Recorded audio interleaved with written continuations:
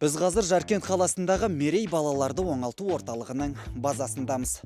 Орталық бұрын облыс әкімінің резиденциясы болған ғимаратта ашылған. Мұнда әлеуметтік медициналық және психологиялық көмектен бөлек Жетісу облысындағы тұңғыш ипотерапия әдісі қолданылады.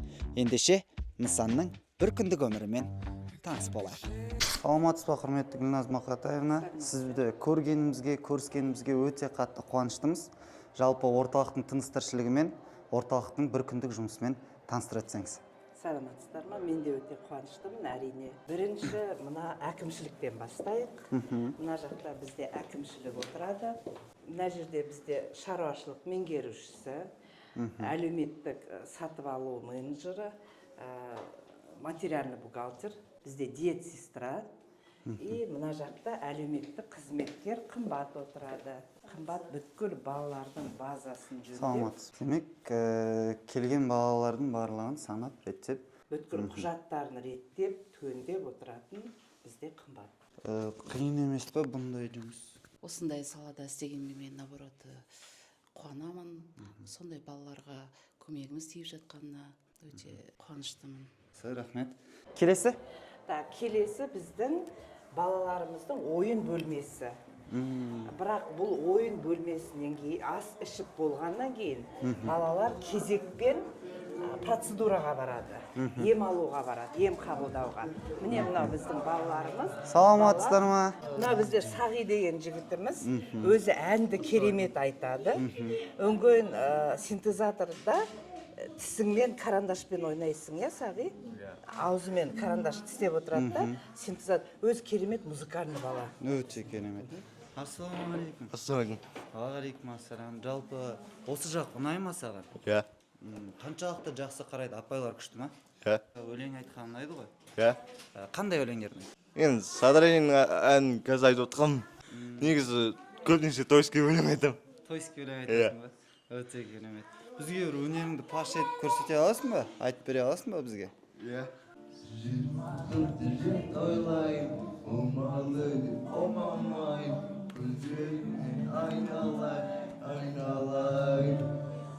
Өзіңді ойлай берем айға қарап, жанарыңды айдан бұрап, іздеймін мен айға қарап, сені сезімдерім саған ашық, түніменен бала ғашық, кездесейік дала ғашық. Өте керемет. Талабыңа нұр жаусын. Синтезаторда ойнап бере аласың ба бізге? Енді қазір көрейін. Давай. Ой, рахмет.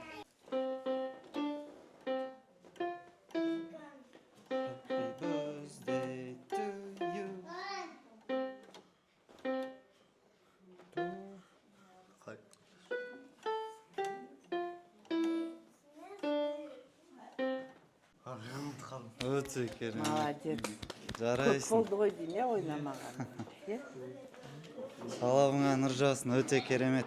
Жалпы әнші болғың келе ма кейін? Иә. Тиктокты бастағам. Тикток түсіріп бастадың ба? Иә.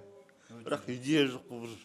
Идея жоқ болып жүр. Еще өзім өлең жазғым келеді жымды айтсам, бірақ ақындық жоқ менде. Талабыңа нұр жаусын. Біз саған сенеміз. Жалпы ең мықты, ең жарық жұлдыз болатыныңа. Лайым салай болғай. Жарайсың. Не айтасың? Айта. Айт.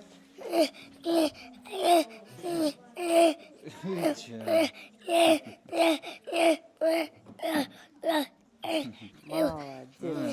Әкел бесті. Ой, молодец. Енді қазір біз ЛФК кабинетіне барайық. Мына жақтарда бізде жатын бөлмелер. Көреміз бе? Көріп қойдсақ жақсы болар. Әр жатын бөлмеде өздерінің жаңа жуынатын жері бар, өздерінің санузелі бар. Мынандай жатын бөлме. Бұл жерде 1,5 жастан бастап біз баланы алуға болады.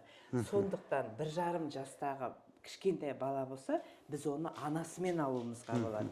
Сол үшін анасына арнап, мынанда 2-ші ярус жаңағы төсек жасалған. Мына 2-ші ярус анасына деп арналған. Но бізде ондай балалар жоқ. Бәрі үлкен балалар. Әр баланың өзінің шкафы бар, өзінің жаңағы әр бөлменің санузелі бар, душы бар. В общем, ол жағынан Жылы сумен қамтылған иә, барлығы. жылы сумен міндетті түрде қамтылған. Жалпы жас айырмашылықтары қандай? Қанша жастан бастап қанша жасқа дейін келеді?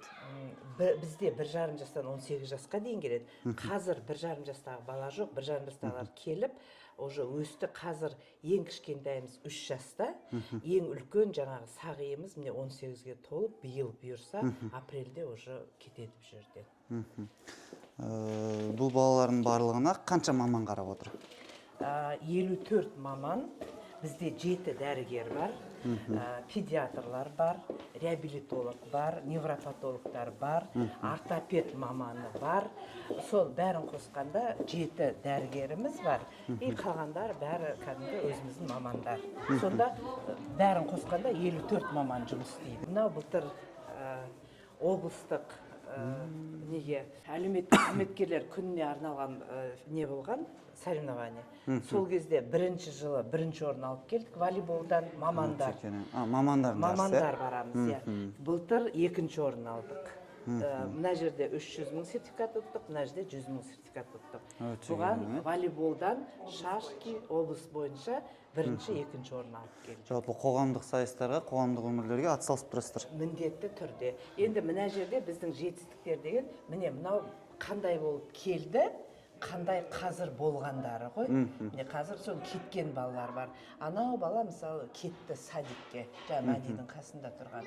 Сондай, мына қазір аяулымды көрсетем, міне келген кезде мынандай балдақпен әрең жүріп келген. Қара өсіп, қазір бізде ең кішкентай. Неге қараңыздар, айырмашылық жер мен көктей өзгеріс өте жақсы. Так, енді көретініміз бізде ЛФК кабинеті дейді, жаңағы емдік физкультура. Бұл жерде де мамандар жұмыс істеп жатыр. Саламатсыздар ма? Ассаламағалейкум. Өстіп күнделікті, оның бәрі әрине дәрігердің нұсқаулығымен болады, но күнделікті осылай жұмыс істелінеді балалармен. Ол бір жерге 10 күнге, 1 айға барып келген, мен бала ДЦП-ға тұрып кетеді деп ойламайды. Күнделікті жұмыс істесе, міне осы балалар тұрып кетеді. Мына қыз қазірше жүрмейді, бұда атрофия мышц нижних конечностей. Ол үшін кішкене ет өсіру керек. Оның бәрін тамағын, жаңағы физкультурасын, емдік, бүткіл емінің бәрін өстіп мамандар істейді. Тамағын жаңағы диетистрамыз қарап отырады, бәрін. Кімге не ішу керек, тәтті бола ма, болмай ма, тәтті болмайтындарға тәтті бермей. Солай түгел әр баланы индивидуально қарайды ғой. Қанша мамандар бар мұнда? Мына жерде бізде 2 маманымыз бар. Міне Рүстем мен Ердос ЛФК-ны істейді. И мына жақта бізде бассейн бар. Мына жерде бүгін тазаланатын күні бассейннің. Бұл жерде вытяжка бар, проветриваться етіледі. Бір күн тазаланып, жуылып, содан қайтадан су құйылады да. Мына жерде бізде гидромассаж бар. Мына жерге баланы жатқызып қояды, жан-жағынан гидромассаж жасайды. Мына жерде душтары бар. Әрқайсысы душта специально бала, жаңағы ерекше балалар отыратын орындықтарына. Осы орындыққа отырғызып, жуындырып, соны бассейнге түсіреді. Бассейнге өзі түсе алмайтын балаға мынандай подъемник бар. Бұны біз Россиядан алдырдық. Мынаған баланы отырғызады да, сөңгөйін жаңағы 2 маман істейді бұл жерде. Ары қарай түсіреді, бұлай сөңгөйін ана жерде, міне анаумен бұрап түсіреді, соңын ар жақтан бір маман қабылдап алады баланы. Жаңа аяғы қол істемейтін баланы подъемникпен түсіреміз өстіп. Но бұның ішінде подогрев бар, бәрі бар. Енді бүгін міне тазалайтын күніміз болып тұр. Сол үшін график бойынша түсіріп нетті тазалады. Өте жақсы. Ассаламағалейкум. Жетісу медиадан, РСК-дан. Есімім Мирасай болады, журналистпін. Жалпы қанша бала қабылдайсыздар күніне, қандай жұмыстар жасап жатсыздар? Біз күніне қазіргі уақытта күніне 8 баладан қабылдаймыз. Түске дейін 4 бала, түске дейін 5 бала, түстен кейін 4 бала, 8-9 әр қалай қабылдаймыз. Бізде көбінесе қимыл аппараты бұзылған балаларды қабылдаймыз. Еңбек дене шынықтыру деп аталады. ДЦП балаларды қабылдаймыз. Мысалға мына қыз бізде ДЦП салады. Мынау бізде тепе-теңдікті сақтайтын эмитрон аппараты болады. Бұл қыз қазір біздің жан-жақтан қысып жатыр да. Бұл қыздың тепе-теңдігін сақтап тұрмыз да. Жұмыс жасаймыз. Бұл қыз мына қолмен өзі тартып үйренетін аяғын ше. аяғы қысылып қалған аяқ қой. Соны біз ашамыз да екі ортасын ашып, соны баламен жұмыс жасаймыз. Бұл денесіндегі ыстауға жан-жағын қиыс кетпеуге жақсы көмектеседі да. Сонымен үйретеміз. Және бізде мына жерде Аника деген аппаратымыз бар, Россиядан алып келген. Бұл 8 миллион тұрады бұның бағасы. Бұл жерде бізде қол істемейтін балаларға мына қолбақ кигіземіз да. Қолбақ кигізе отырып, мына өзінің ойындары бар. Әртүрлі ойын ойнатып, баланың миын дамытамыз. Қолмен қызықтырып, ойлау қабілетін дамытамыз бұл жерде. Мына жерде бізде Корвит аппараты бар. Корвит деген аппарат, бұл да российский. Жүремайтын баланы әкелеміз да, кигіземіз аяққа шы. Мынау бізде Корвит деген аппарат. Сол кезде баланың аяғын жүретін қазір. Көрдіңіз бе, настап көрсеңіз болады. Мына жерде жүрген кезде аяқта баланың миға сигнал береді, жүру керек дегенше импульс береді миға. Бұл жерде біз баланы отырғызамыз да. Бұл жерде әртүрлі программамен жүреді, 5 программамен жүреді бұл жерде. Ақырын жүреді, жай жүреді, қатты жүреді, жүгіреді бұл жерде бала. Сол кезде бала жүрмейтін бала өздігінен жүргендей болады да, сезім болады да, миға импульс береді, жүру керек деген. Содан бізде мысалға баланы алып келгеніңізде әр этаппен жұмыс жасаймыз. Бірінші мынаған тұрғызамыз, баланы тепе-теңдігін ұстаймыз да, сосын мынаған отырғызамыз. Отырған кезде бала жүру керектігін ойлайды да уже, маған жүру керек деген сигнал береді миға. Содан кейін барып біз ол бала жүріп болғаннан кейін, жүретін нәтиже келгеннен кейін, мына жерде кросста деген аспалы жолымыз бар. Осы кроссамен мына жаққа жасаймыз, асып қоямыз баланшы. Асып қоямыз, бала құламайды ғой. Сонда бала жүру керектігін ойластырады да, сонымен жүреді. Мына жерде бізде экзалтор деген аппаратымыз бар. Бұл жерде баланы жатқызамыз да. Бізде көп бала келеді, аяқ қолы жүрмейтін, тартылып қалған, тырысып қалған балалар келеді. Соны жатқызамыз да, көтеріледі, түседі. Баланың аяғын қысамыз да, тартамыз. Көтеріледі, түскен кезде баланың аяқ қолы тартылады. Созылады аяқ қол.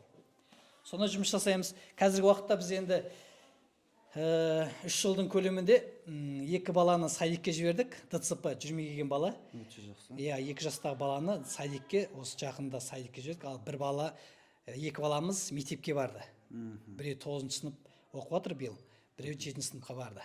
Жүрмей ДЦП келген, бір аяғына қысқа балады. Соны енді біздің ғана көмегіміз операция жасалып, бізге оңалту орталығына келіп жұмыс жасаған арқасында 2 бала садикке барды, 2 баламыз мектепке барды. Жүрмей келген бала, ДЦП қазір бізде ана жерде отыр ол бала. Өз еркімен коляскаға отырып, тұрғызуды үйреттік. Қазіргі уақытта коляскамен тұрады. Мына жерде бізде не бар, ходунок бар. Сол ходунок отырғызамыз да, ходунокпен өз еркісімен жүретін жағдайға келді. Өте жақсы. Нәтиже жақсы. Техникалар жеткілікті ғой? Әрине жеткілікті, бізде техника бәрі жеткілікті. Бізде жылына бірлес басшымыз оқуға жібереді. Мысалы оқуға жібереді, білімімізді арттырып, дамытып тұрады. Бір жаңадан бір оқу болса, сразу бізді жіберіп отырады оқуға. Оқып, білімімізді дамытып отырамыз. Жаңадан шыққан аппаратты алғызып беріп отырады да, бізге не керек деп, керек нәрсені алғызып, жаңартып отырамыз. Өзімізге керек нәрсені ұсыныс жасаймыз, бізге осы нәрсе керек дейміз.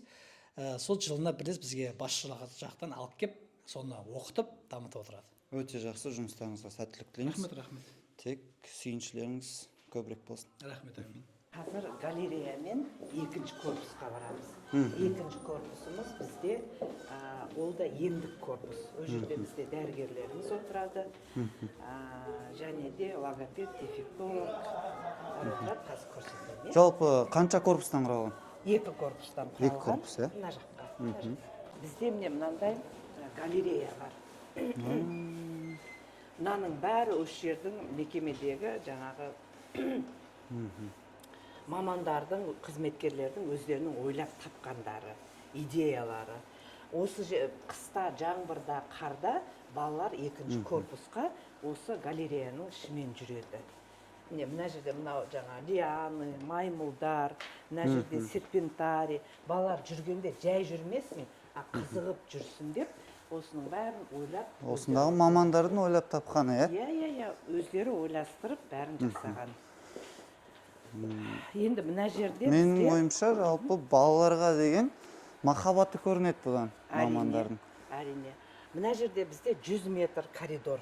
Жаңағы балалар осы коридормен жүріп өту керек. Далада қар жаңбыр кезде, жаздың күні әрине далада жүреді, тазалыға шығады. Мына жердің өзі тазалады.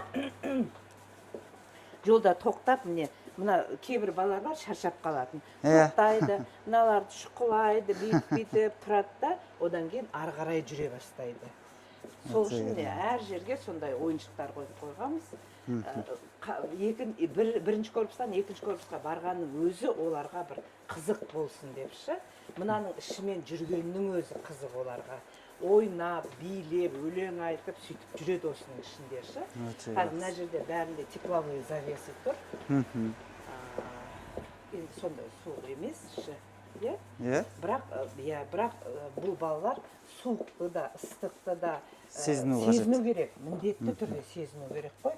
Қар жауғанда далаға шығарамыз, қар ойнатамыз, ойнай алатын балаларға. Коляскада отырған балаларға қарды алып қолдарына ұстатамыз. Олар оның бәрін сезіну керек. Осы 100 метр коридормен неге екінші корпусқа барамыз. Өте керемет. Барлық жерде бізде балаларға ыңғайлы пандустар тұр. Осы пандустармен балалар екінші корпусқа келеді. Саламатсыз ба? Мына жерде бізде Емегу бөлмесі дейді. Емегу бөлмесі, сәлеметсіздер ме? Мына жерде бізде дәрігер мамандар отыр. Саламатсыздар ма? Өздеріңіз таныстырыңыздар. Қандай емегесіздер, қандай көмек көрсетесіздер балаларға? Балалар неврологымын, Иманханова Зәуре Қуатқызымын. Біз осы жаңағындай тірек қимыл аппаратының жаңағы дамуы кешеуілдеген балаларды қараймыз. Бұл жерде барлық жаңа қызметтер атқарылады. Массаж, ЛФК деген сияқты. Церебральды паралич. Қанша адам жұмыс жасайсыздар? 2 дәрігер, 2 мейірбике істейді. Жеткілікті ме? Жеткілікті, иә. Жалпы техникалар, дәрі-дәрмектер барлығы жеткілікті ме? Дер кезде жеткізіп жатыр ма? Жеткілікті, бәрі бар. Саламатсыз ба? Есімім Ақбота Бауыржанқызы, лауазымым балалардың жаңағы сөйлеуіне көмектесетін маман болам. Қазіргі таңда логомассаж жасалып жатыр бұл қызға. Өйткені бұл қыздың тілінің тонусы кішкене қаттылау болатын. Массаж арқылы жұмсартып, жаңағы сөйлеуіне, әріптерді анық айтуына көмектесіп жатырмыз. Логомассаж арқылы баланың жаңағы бет бұлшық еті, ауыз қуысының барлығының жұмысы жақсарады және сілекейінің бөлінуі азаяды кішкене. Өте керемет. Жалпы күніне қанша бала қабылдайсыз? Күніне 15 баладан қабылдаймыз, түске дейін 8, түстен кейін 7 бала. Нәтиже? Нәтиже бар, иә, жақсы. Нәтиже 2-3 бала уже жаңағы рататой, жаңағы Р әрпін айта алмайтын балалар Р әрпін айтты, әріптерді айта алмайтын балалардың барлығы әріптерді айтып, сөйлеп келе жатыр. Жақсы нәтиже бар. Өте керемет. Қанша уақыт аралығында бұлар? Әр баланың жаңағы деңгейіне байланысты болады. Мысалға кейбір бала 20 минуттан, кейбір бала 25-30 минуттан деңгейге байланысты уақыты солай болады баланың. Ал логомассаж 10 күн. 10 күннен кейін тоқтаймыз. Тоқтағаннан кейін жаңағы артикуляциялық жаттығулар ойын арқылы ары қарай дамытамыз. Этап бойынша, иә? Өте керемет. Жұмысыңызға сәттілік тілейміз. Рахмет. Жақсы, сау болыңыздар. Психолог бөлмесі Саламатсыз ба? жасап жатыр. Салтанат өзін таныстырып. Саламатсыз ба? Қандай жалпы жаттығулар жасатасыз балаларға? Қанша бала келеді сізге күніне? Бізге күніне расписание бойынша, сабақ кестесі бойынша балаларды қабылдаймыз. Бізде басты мақсатымыз балаларды қоғамдық өмірге бейімдеу болып табылады. Қоршаған ортаға балаларды қоршаған ортамен таныстыру және соған бейімдеу. Қоғамдық ортада балалар өздерін емін-еркін қалыпты жағдайда ұстауға бейімделу болып табылады. Міне бүгінгі сабағымыз бізде баланы тірі табиғаттармен таныстыру болып табылады. Яғни оның ішінде өсімдіктер бар, ағаштар, гүлдермен таныстыру және оларды ажырата білу болып табылады. Және де мидың оң жақ және сол жақ жарты шарларына арналған кинестетикалық тапсырмалар. Міне бала өзі ойлау арқылы, әрбір дөңгелекті жүргізу арқылы, оңға солға бұру арқылы баланың ойлау қабілетін, саусақ моторикасын дамытуға арналған тапсырмаларды күнделікті балаларға жеке дамыту бағдарламасы бойынша жүргізіп жатырмыз.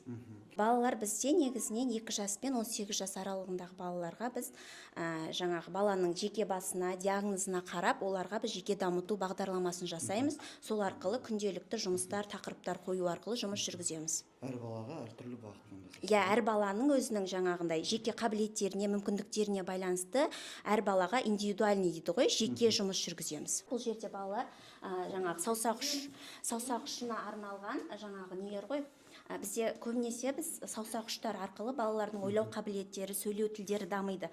Сол арқылы міне балаларға жұмыс жүргізу, ойын барысында түсіндіреміз. Мысалы, құмның балаға пайдасы өте мол. Сол арқылы бала осы жерге құм арқылы сурет салып, өзінің ойлау қабілетін, қиялын дамытады. Сонымен қатар міне тақтаға сурет салу, соны осы жерге көшіру сияқты күнделікті әдіс тәсілдерді жүргізіп отырамыз. Өте жақсы, рахмет. Сау болыңыздар. Бізде белгілі себептерге байланысты жол сілтеп отыратын апайымыз ауысты. Ардақ Бақытқызы, өзіңіз таныстыра кетсеңіз. Мен осы Мерей оңалту орталығының директорының әлеуметтік жұмыс жөніндегі орынбасары Ардақ Бақытқызы боламын. Енді ары қарай сіздермен бірге жүріп, мен таныстырып өтейін. Енді бізде міне келесі бөлмеміз еңбекке баулу кабинеті. Бұл жерде еңбекке баулу маманымыз Ақтағайымыз отыр. Өте керемет. Ассалаумағалейкум, қалыңыз қалай? Саламатсыздар ма? Қандай жұмыс жасап отырмыз қазір? Қазір бізде мына гончар станогында аяулым қызымыз екеуміз қыш құмыра жасап жатырмыз батпақтан, саз балшықтан. Үйренудеміз әлі. Құмыра неше түрлі ыдыстар жасаудамыз. Күніне қанша бала келеді сізге? Күніне біз медиктердің нұсқауымен жаңағы берген несімен қабылдаймыз баланы. Нұсқаулықпен, жоспармен ғана қабылдаймыз, иә. Балалар бола ма? Мен кесем бола ма сізге? Болады, әрине. Жаңағы мына жерде мысалы қол аяғы кішкене кіші қол моторикалар, қолдары кішкене келмейтін балалар да болған, қатты қызыға жасасақ деп. Сонда да ол балаларды кіргіземіз, осында қызмет алушы балалар. Кеп көріп, қызығып, жаңағы оларды енді нағылмаса да жаңағы осыған талпынады осындай жасап, осындай ыдыстарды. Өте керемет. Рахмет. Сәлем аяулым. Қалың қалай? Жақсы. Не жұмыс жасап жатсың қазір? Қазір құмыра жасаймыз. Ағайын үйрете ма саған құмыраны қалай жасау керек екен? Иә, үйретеді. Ұнай ма мына жақта? Иә, күшті. Не істейсіңдер? Күнделікті жалпы бір күндік өмірін айтып бере аласың ба осы жақта? Орталыққа келгеннен бастап дейді да? Ем алам, аяғыма өлпкі алам, массаж алам. Көп сенсорный кабинеттерге кірем, осындай нәрселермен айналысам. Сенің ойыңша қаншалықты пайдасы тиіп жатыр мұндағы апай ағайлар? Өте жақсы көмек беріп жатыр. Бәрі тамаша. Қазір қандай құмыра жасап отырмыз? Қазірше үйрену үстіндемін, сондықтан мына жақтарын келтіріп шығарам. Міне балдақпен келген қыз, міне, пожалуйста, өткенде былтыр павлин биін билеп шықты. Керемет биледі, балдағы да қалды, бәрі қалды. Қазір кәдімгі мектепке сабаққа барып жүр. Бізде кішкене оңалту, кішкене біраз жаңағы несі бар, емдік. Емі алу керек, соған кішкене доходит болды, ары қарай уже бітті. Аяулымыз сап-сау болып, мектепке кетеді. Осындай жетістіктеріңіз көп болуын тілейміз, апай. Әумин, рахмет. Қазір тағы қойын. Қазір тағы қойын. Енді кезекте бізде ары қарай мына дефектологымыз бар, тағы. Дефектолог маманымыз. Саламатсыз ба? Білімді мамандардың бірі. Сәлеметсіз бе? Есімім Мирасай болып. Сіз Жұлдыз Нұрсағатқызы, иә? Дефектолог маманы Мерей оңалту орталығында ашылғалы бері жұмыс жасаймын. Балалармен осы бізде мүмкіндігі шектеулі балалардың умственный отсталый дейді ғой, кішкене енді ақыл ойларының дамуының төмен балалармен жұмыс жасаймын. Бізде көбінесе танымдық әрекетпен жұмыс жасаймыз. Балаларды ойлау арқылы, білу арқылы, сөйлеу арқылы, неше түрлі дидактикалық ойыншықтар арқылы әлемді таныстырамыз. Мысалға, ең бірінші бізді бояулармен бала қанық түстерді жақсы көреді ғой. Біздің ең негізгі осы түстерді таныту. Түстер таныту арқылы баланы қоршаған ортамен ары қарай үйлестіре береміз. Табиғатты, жан-жануарды ортаға бейімдейміз ғой баланы. Қоршаған ортаға дайындайсыздар балаларды. Иә.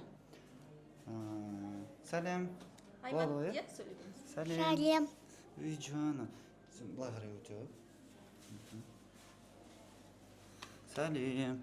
Сәлем. Үй жаны. Есімің кім сенің? Айман. Айман. Өте жақсы. Не істейсің мұнда? Мұнда? Аха. Мұны түстерім, балмұздақтарын түстерім білем деп жатым. Балмұздақтар түстерін бойын деп жатсың ба? Иә. Қалай бойын деп жатсың? Қазір қара тетікті басамыз. бізге қандай түсті тап деді бағана? Қызыл түсті тауып берші тетікше арқылы.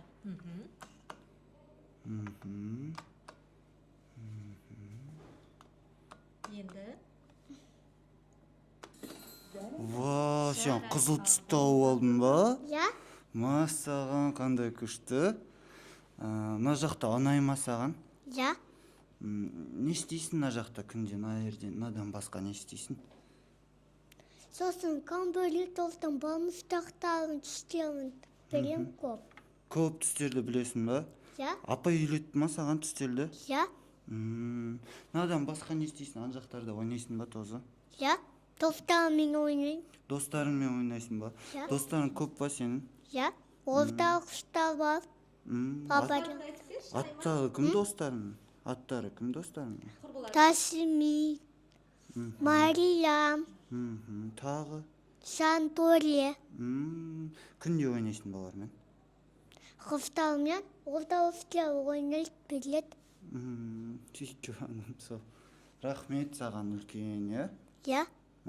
Пока. Пока. аппарат осы орталық ашылғалы бері бізде бар. Аппарат бізде өте көмектеседі осындай балалардың ми өрісінің дамуына ше.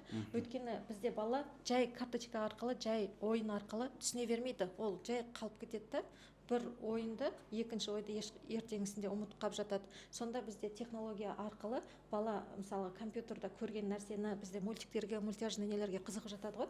Сол кезде осы баланы телевизор арқылы тетікше бізде моторикамен де жұмыс жасайды бұл ше. Алдыға, солға, оңға қозғалыс ретінде қабылдап отырып, осы әртүрлі бағытты үйрететін аппарат бізге өте көмектесті. Өйткені бізде балаларда нәтиже бірден бір, мысалға бізде жай практикалық неде бір жыл, 2 жыл көлемде кетсе, бұлда 6 айда, 3 айда нәтижесін көрсетіп жатыр. Өте керемет. Және де мынандай тактильді жұмыстар жүргіземіз балалармен. Бұлар тактильді жұмыстар сол балалардың моторикасымен бірінші бізде балаға сигнал беру керек. Осы бізде қолдарымыздағы ми жасушаларына келетін тамырлар болады. Сол арқылы балаларды осыларды ұстап сезу, сипап сезіну, көру, білу арқылы осы тактильді жұмыстармен жұмыс жасаймыз. Көріп тұрғандай сіздердің түстер бар, мысалға дөңгелек түстер. Міне мысалға бағана танымдық деп айттым ғой. Күнделікті қоршаған ортаға үйрету баланы қауіпсіздік ережесіне ашу, жабу. Мысалға қауіпсіздікке бізде жауып есікті қалай жабамыз деп, ана жабамыз, кіргіземіз, ашамыз деп үйретеміз балаға ше. Бұлар қызықты болып, бала тез үйреніп жатыр. Өте керемет. Және мынандай дискларымыз бар баланың тош моторикасына, алдыға, солға, артқа жүр, алдыға жүр дегізіп, және сипап сезу, қатты, жұмсақ, жұмыр деп үйретеміз. Демек, балалардың осында келіп ем алу үшін, немесе дефектологтың жаңағы балаларға үйрету үшін кез келген құрал жабдықтар осында бар, е? Бәрі бар, міне бізде. Өте керемет. Үлкен кубиктарымыз бар, мына балалардың өте қызығатыны осы дамуы құрылыс текшелермен көп жақсы көреді. Мысалы түстермен үй салады, түстермен мәшіне құрайды. Соның өзіне бала бізге дамытып, бізде осы орталық әр өзіміздің керекті жабдықтарымызбен көмек қолын көрсеткеннен кейін осындай жұмыс жасауға бізге жақсы болып жатыр. Өте керемет, рахмет үлкен. Сау болыңыздар. Айман, сау бола ғой. Сау бол деп. Сау бол. Әке бесті. Өй жаным, сау. Енді кезекте бізде тұзды кешеніміз бар. Бұл жерде дәрігерлердің тағайындауымен және тыныс алу жолдарында қиыншылықтар туындаған балаларды осы жерде қабылдаймыз. Кестемен, уақытпен өздерінің. Саламатсыз ба? Кірсек болады ғой? Маманымыз бар өзінің. Медбике. Есіміңіз, лауазымыңыз? Мейірбике. Мейірбикесі осында. Жалпына тұзды өлке, тұзды кешен қаншалықты балаларға көмегін тигізеді? Балаларға иммунитетін көтереді, өкпесін ашады, бронхысына көмектеседі, аллергияға көмектеседі. Сондай жалпы көп нәрсеге көмектеседі. Қанша баладан қабылдайсыздар? Қанша бала келеді? Менде негізінде 30 бала бар. Бұлар 10-10-нан 2 аптада 10 күнде бір ауысып тұрады. Тұздарды жаңағы осындағы заттар ауысып тұра ма? Ауысады, әрине ауысады, иә. Аптасына қанша рет? Аптасына емес, бұл 2 айда бір ауысып тұрады. 2 айда бір. Иә, иә. Ал оның салынатын мына жерге ол жеке тұз. Ол жеке, оны заказ беріп алдырамыз. Мынау глакома деген аппарат, осы менікі, Сальвой шахтада тұрады. Осыда балалар 20 минут отырады. Жалпы бұл аппарат не үшін қажет? Бұл аппаратқа міне мына жерге тұз салынады насадкасына. Ол тұз байғараттай шашылады, өңдеді. Бүкіл бөлмеге тарайды, Иә, бүкіл бөлмеге тарайды. Өте жақсы. Рахмет. Сау болыңыздар. Кеттік. Дауысы да күшті екен, Бізде тағы да сенсорлық бөлмеміз бар. Балаларды тыныштандырады, жеке жүйелерін тыныштандырады. Бұл жерде де бұл жерде де дәрігерлердің арнайы тағайындалған кестесімен жүреді барлығы. Саламатсыз ба? Сәлеметсіз бе? Қалыңыз қалай?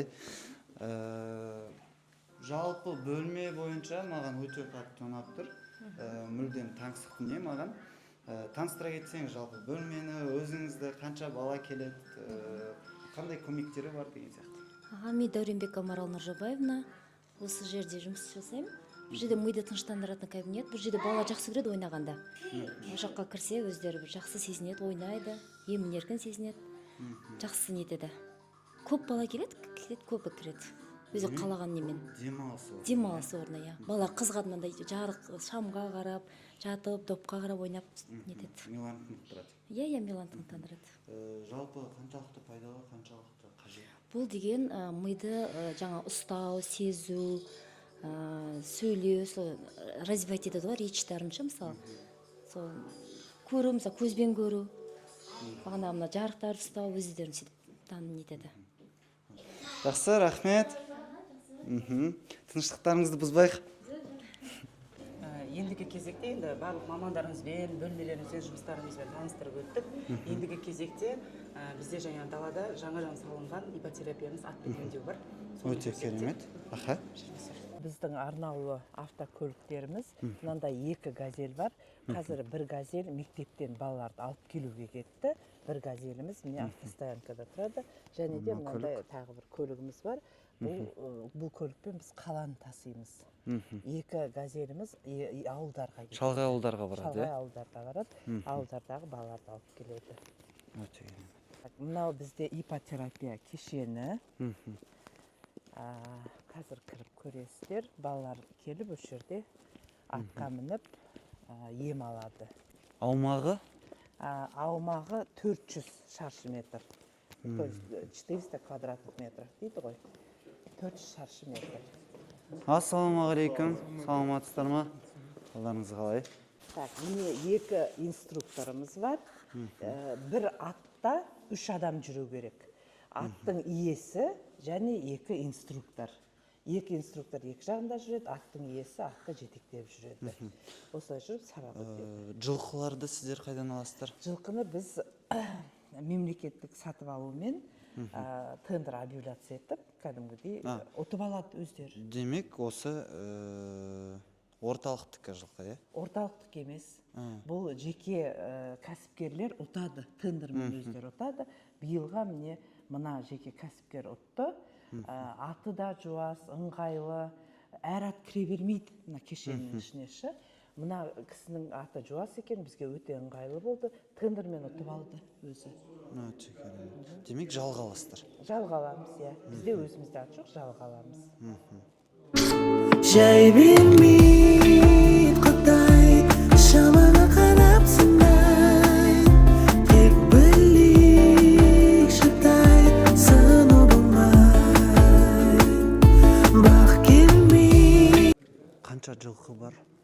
1 жылқы. 1 жылқы, Бір жылқы күнделікті алып келеді. Күніне неше бала осы жерде ем алады. Мына жерден құмы да жай құм емес, бархан құмы дейді. Бұны әдейілеп жаңағы бір ұтқан поставщик өзі алып келіп, осының бәрін жасап берді. Осы бір ат келеді, постоянно балалар да үйренген, ат та үйренген. Осы атпен өтеді. Енді мына қазір жатқызғаны ол аттың ырғағымен баланың бұлшық еттері қимылдайды. Бүткіл 90% бұлшық етті аттың ырғағымен қимылдайды. Сол үшін жатқызады, тұрғызады. Әр баланың өзінің жаңағы дәрігерлер берген жоспары бөлек. Біреуге 15 минут, біреуге жарты сағат солай өткізеді сабақты. Тәрбиешілер алып келіп, мына бала болайын дегенде, жаңа байқасаңыздар, бізде барлық жерде рациямен хабарласып отырамыз. Болайын дегенде айтады, әкеле беріңіздер дейді. Ана жақтан екінші баланы әкеп дайындап тұрады, мына баланы алып кетеді. Солай жұмыс істейді. Жалпы иппотерапия қаншалықты нәтижесін көрсетіп отыр? Бір жағынан бар ғой, бұл психоэмоционалдық үлкен көмек. Жаңағы үйде отырған бала атқа міну деген, ол бір керемет қой балаға. Одан басқа да көмегі өте көп. Өте көп, жан жақты көмегі өте көп иппотерапияның. Біріншіден біздің балалардың қауіпсіздігі бірінші очередте тұрады.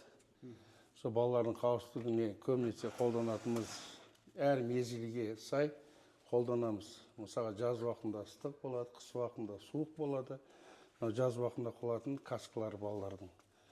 Қыста кішкене балалардың құлағына су өтпеу үшін осындай қыстық нелерді, шлемдерді қолданамыз. Және де балалардың қауіпсіздігі үшін балалардың тізесіне, кейде қол шынтақтарына қолданылатын мынандай сақтық белгілері, нелері болады. Осы біздің иппотерапияда көп қолданылатын. Онген бала, келген бала келгенде әр баланың өзінің жеке-жеке комбизондар болады. Бұл комбизонның өзде балаға ыңғайлы, қыс айларында жұқа қалыңын киіземіз, жаз айында несіне. Балаға кішкене дезинфекция жағынан да ақ несінен де сақтық. Бұл мүмкін шектеулі балалар көбінесе соған қарай осылай киімінде балаларды осылай қолданамыз. Мынау бізде түскі ас. Түскі аста балалардың бәрін қызметкерлер қастарында отырып өздері тамақтандырады. Алдымен бірінші тамақтарын ішкізіп аламыз, одан кейін барып екінші тамақтарын әкеп, екінші тамақтарын береміз. Енді бұл жерде әр бала жаңағы өзі шайнап жей алмайды. Сол үшін бірінші тамақты блендерден өткізіп, мынандай қылып, соскамен береді. Мына бірінші тамақ блендермен өткізіп, езіп, осылай беретін балаларымыз бар. Бірақ балалардың бәріне, әр баланың қасында бір қызметкер отырады. Тамақтарын қадағалап, не ішті, не жеді, не жемеді, не үшін жемеді деп, кейін біз оны қараймыз, дәрігерлерге айтамыз, мүмкін мына тамақ ұнамай ма, басқа жасаймыз ба деп, солай қадағалап отырып, осылай тамақтандырады балалардың бәрін. Міндетті түрде бірінші астарын ішу керек, одан кейін барып екінші тамақтарын алып келеді, үшіншісіге компот, шай, тағы бірдеме, арасында полдниктері бар. Осылай тамақтандырамыз балаларды.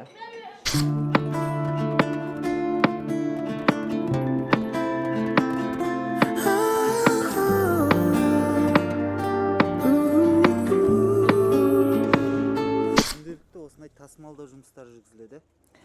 Күнделікті 2 арнайы автокөлік таңертең барып үйінен балаларды жинап алып келеміз, оңалтуын өткізіп, кешкі сағат 5-те осы арнайы 2 автокөлік әр баланы үйіне апарып қояды.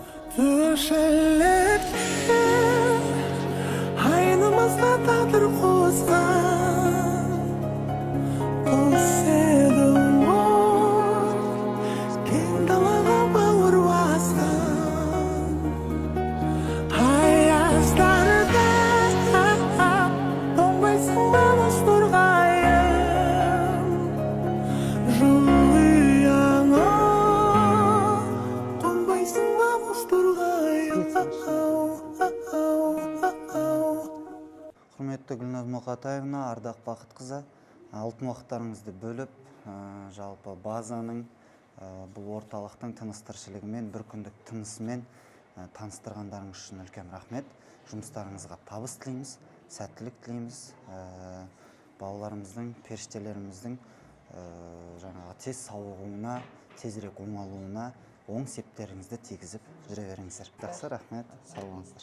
Жолдарыңыз болсын. Maybe I like this road.